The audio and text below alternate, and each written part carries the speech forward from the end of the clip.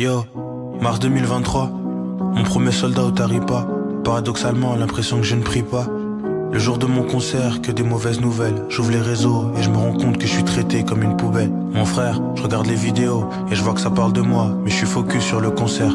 Donc au début j'ai pas qu'à là. En plus j'avais revu Gaïa, Jace MK et Sheza, mais Akizi et Jetro, qui n'ont pas pu être là.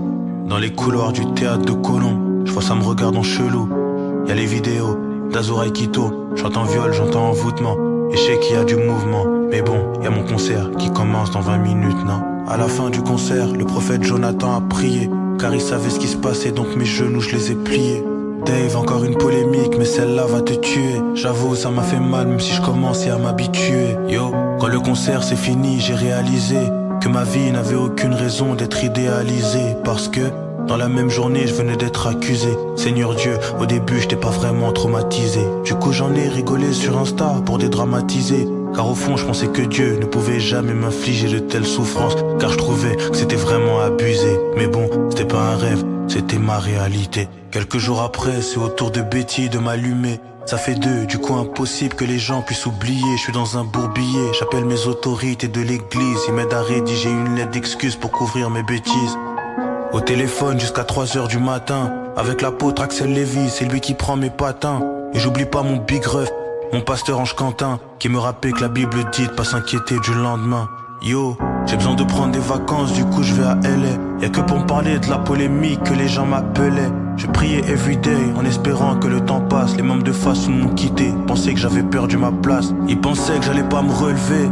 J'avais la haine car ils ont oublié par qui le Seigneur est passé pour les élever. En plus ils avaient fait des clans.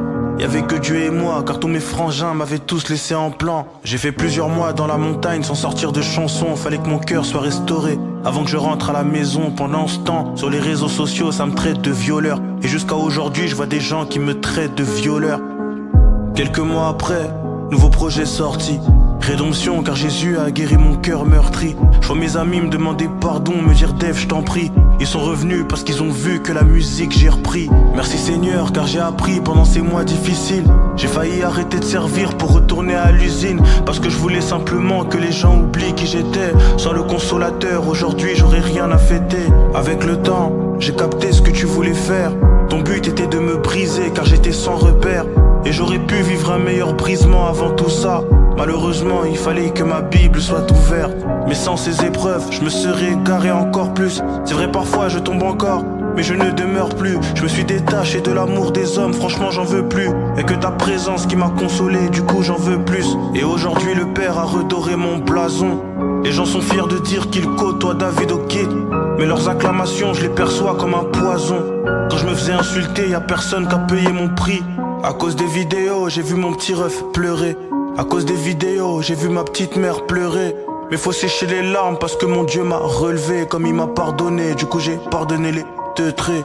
À force de chercher Dieu, je crois qu'on évolue un peu. On prie pour nos ennemis même si on les laisse entre eux. De toute façon, si on va vers eux, c'est pour les délivrer. On a tellement de choses à témoigner, de quoi te faire saliver. Tu sais, Jésus-Christ est digne d'être adoré jusqu'à la mort.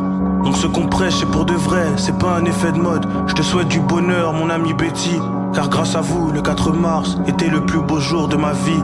Oui, c'est par là que le Seigneur a commencé son taf. Mais il fallait que j'ai une période où je suis infréquentable. J'ai décidé de ne plus jamais faire de concerts payants. C'est à partir de là que ma carrière est devenue rentable. J'ai du mal avec le mot carrière, je préfère ministère. Dieu m'a éloigné des autres pour garder ma part de mystère. Pour que j'apprenne qu'il n'y a que lui qui peut me satisfaire. Si je tombe je me relève, je laisserai personne me distraire. Yeah, épouse du Christ donc je me sens à l'abri. J'ai toute une vie pour témoigner de tout ce que j'ai appris. Pourquoi tes larmes coulent fils, c'est pas une chanson triste. Aujourd'hui c'est le plus beau jour du reste de ma vie. Ce que je retiens c'est qu'il n'y a pas d'élévation sans souffrance. Un serviteur de Dieu ne peut pas vivre dans l'insouciance. J'ai pas envie de noyer ma peine dans toutes sortes de substances, car Dieu m'a promis son royaume, ma future résidence. Y a beaucoup qui se battent pour les titres, d'autres qui se battent pour le fric. J'ai compris que la vie chrétienne c'est une histoire collective, même si le salut est individuel d'après les dires. J'ai vu que grandir dans la foi c'était un travail d'équipe.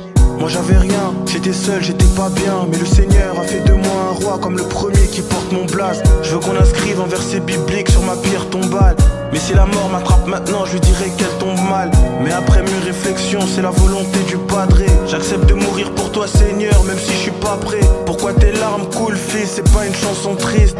Aujourd'hui c'est le plus beau jour du reste de ma Yves. Mon objectif c'est d'être l'homme selon le cœur de Dieu. Avoir le zèle d'un jeune et contenir la sagesse d'un vieux.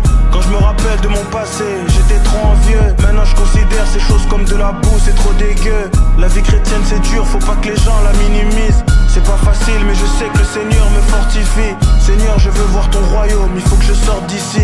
Et ce jour-là, ce sera le plus beau jour de ma vie. Avec le Saint-Esprit, tout le monde reste fort. C'est pas parce qu'il est en moi que je dois pas faire des efforts. J'ai peur de perdre mon salut, j'ai pas peur de perdre le nord. Si je vais au ciel, ce sera le plus beau jour de ma mort.